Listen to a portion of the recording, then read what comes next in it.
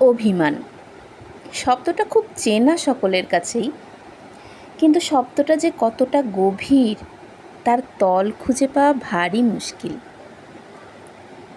কারণ কখনো আমরা অভিমানকে দুঃখ ভাবি, কখনো রাগ ভাবি, আবার কখনো ন্যাকামোও ভাবি। দুঃখ খুব ভারী জিনিস, সান্ত্বনা দিলে কমে বটে, তবে সারা জীবন মনের কোণে রয়ে যায়। কখনো মনে পড়লে চোখের জলও ঝরায়। রাগ ভাঙানো শক্ত, কখনো ভাঙলেও সারা জীবন মনের মাঝে ঠক ঠক করতেই থাকে।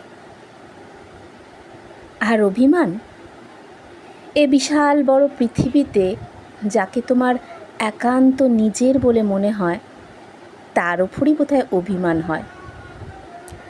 আর মান অভিমান সম্পর্কের মাঝে না থাকলে সবটাই বোধহয় কেমন মেকি লাগে, তাই না? অভিমান কিন্তু খুব সহজেই ভেঙে যায়, সারা জীবন বয়েও কেউ বেড়ায় না। কিন্তু সমস্যা হলো অভিমানী মনের খবর সহজে পাওয়া যায় না।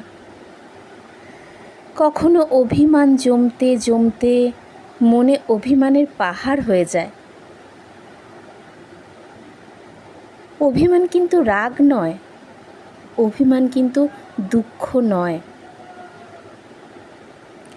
অভিমানী মনকে আমরা বুকের মধ্যে জড়িয়ে ধরতে ভুলে যাই।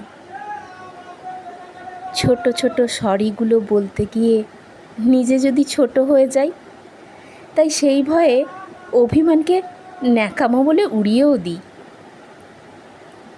তাই যে অভিমান এক পশলা বৃষ্টি হয়ে ঝরতে পারলেই ঝলমলে রোদ উঠত আকাশে, সে আকাশে মেঘের পর মেঘ জমতেই থাকে, আর আকাশটা হয়ে ওঠে বিবর্ণ, মনমরা, ঝাপসা।